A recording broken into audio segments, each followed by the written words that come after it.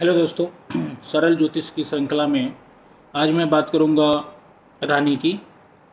हमने राजा की बात करी, गुरु की बात करी, आज हम बात करेंगे रानी की। तो दोस्तों, ग्रहों में जो रानी है वो है हमारे चंद्रमा, चंद्रदेव। मतलब ज्योतिष की भाषा में उनको अगर देखेंगे तो स्त्रीलिंग माना जाता है, ठीक है।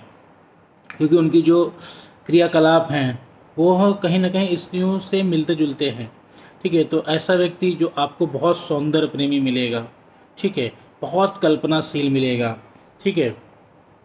उसके बाद क्या होगा, इमोशन से भरा होगा। अगर आप जरा भी कुछ भी उसको ऐसा कुछ कह देंगे या उसको कोई बात अच्छी नहीं लगी तो वो क्या होगा दोस्तों, रोने लगेगा। वो बहुत इमोशनल बात नहीं होगा। इमेजिनरी पावर उसकी गज़ब की होगी। मतलब आपने एक सेंटेंस बोला और वो उस सेंटेंस को आपको पूरी कल्पना करके आपको एक कहानी बना सकता है।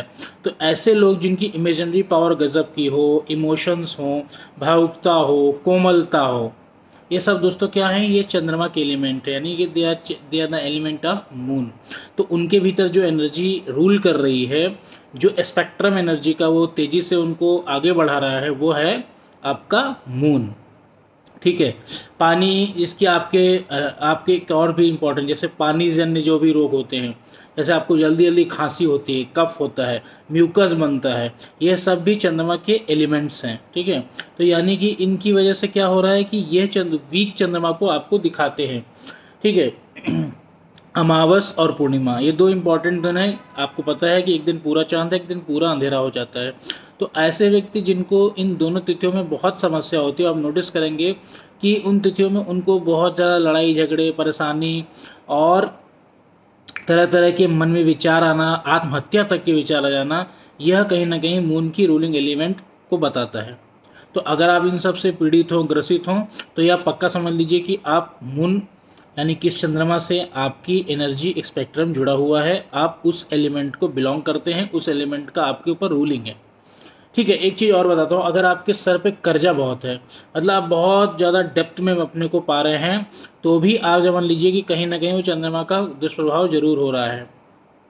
यानी आपके कर्जे को बढ़ा देना, मतलब आप चाहते हैं कि ये कर्जा मैं लौटा लूँ, लेकिन लौटा नहीं पाते हैं, यह कहीं ना कहीं आपके चंद्रमा को बताता है, ठीक है। तो इन सब के लिए सबसे सरल उपाय क्या है दोस्तों, सबसे सरल उपाय आपको बताता हूँ मैं चंद्रमा से रिलेटेड। वो यह है कि सबसे अच्छा उपाय है कि एक चांदी का सिक्का ले लीजिए। आप जनरली दिवाली वगैरह में हम लोग खरीदते हैं, अगर नहीं है तो आप 1 ग्राम का, 10 ग्राम का, जितने भी आपकी स्थिति जैसी भी हो, ले लीजिए। मान लीजिए ये सब भी नहीं हो पा रहा है तो घर में कोई भी चांदी का सामान हो, ठीक है, उसका आप जल डेली लीजिए। मतलब उसमें जल रखिए, उसमें से 1 चम्मच सुबह, दोपहर, शाम दवा के रूप में आप उसको लीजिए। आपके अंदर की जो सिल्वर तत्व है, जो चांदी का तत्व है, वो निकल करके आपके चंद्रमा को शांत कर देगा, आपके बड़े से बड़े कर्जे को भी ख़त्म करेगा। लेकिन अब ये कि देखिए, बहुत सारे लोगों को ये उपाय बहुत आसानी से काम करेगा।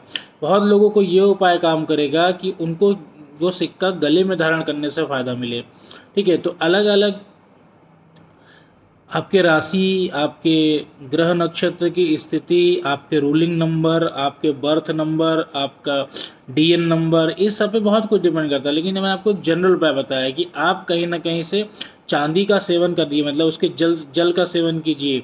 1-2 चम्मच जल उसका ले लीजिए, उसमें कुछ भी आप शुद्ध, लेकिन ये बात की कि शुद्ध जल होना चाहिए। ऐसा ना हो कि आप कहीं गंदा चीज़ पी लें, उससे आपको तकलीफ हो। नहीं तो बहुत छोटा सा उस उपाय है, सुबह उसको छान करके पी लीजिए, आपका मन मस्तिष्क ठंडा रहेगा।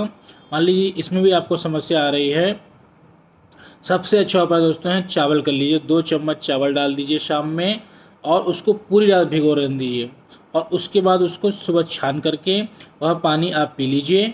आपको बहुत फ़ायदा होगा। और जितना भी आपके अस्थिर मन है, तरह तरह की आपके अंदर भावनाएं उत्पन्न होती हैं, इमोशनल बहुत ज़्यादा आप अपने को ग्रसित करते हैं, किसी ने कुछ बोल दिया, देखिए दुनिया है तो कुछ ना कुछ तो बोलेगी ही। अगर आपको किसी की बातें बहुत लग रही हैं, आपको एहसास हो रहा है, ठेस बहुत पहुंच रही है, तो ये समझ लीजिए कि आप चंद्रमा के रूलिंग एलिमेंट हैं, सौंदर्य प्रेमी हैं, सब चीज़ को सजाना बजाना, घर में सब कुछ सजा उजा के रखना चाहते हैं, डेकोरेशन में बहुत फोकस करते हैं, हर चीज़ आपको परफेक्ट चाहिए, तो आप समझ लीजिए कि आपकी एनर्जी चंद्रमा की है दोस्तों।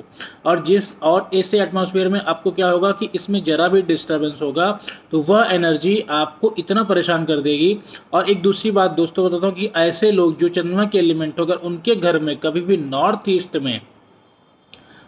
मतलब समझ लीजिए उत्तर पूर्व के कोने में अगर सीढ़ी हो गया दोस्तों, तो ऐसे लोगों को समझ लीजिए कि जीवन में इतने कष्ट आएंगे, इतने कष्ट आते हैं कि उन कष्टों का हिसाब लगाना मुश्किल है। तो आप ये चेक कर लीजिए, अगर आपके व्यक्तित्व में ये सब गुण हों और आपके घर में कहीं चेक कर लीजिए, कहीं ये नॉर्थ ईस्ट दिशा में किसी भी प्रकार की भले ही 2 पग की सीढ़ी ओवर सीढ़ी नहीं होनी चाहिए।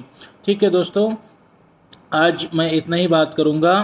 ठीक है, आगे आने वाले सरल ज्योतिष की श्रृंखला में हम आगे दूसरे ग्रहों के बारे में बात करेंगे। अगली बार हम बात करेंगे सेनापति की। तो हमने बात कर लिया दोस्तों गुरु की, उसके बाद हमने राजा की बात करी, हमने आज रानी की बात करी, और इसके बाद हम बात करेंगे सेनापति की।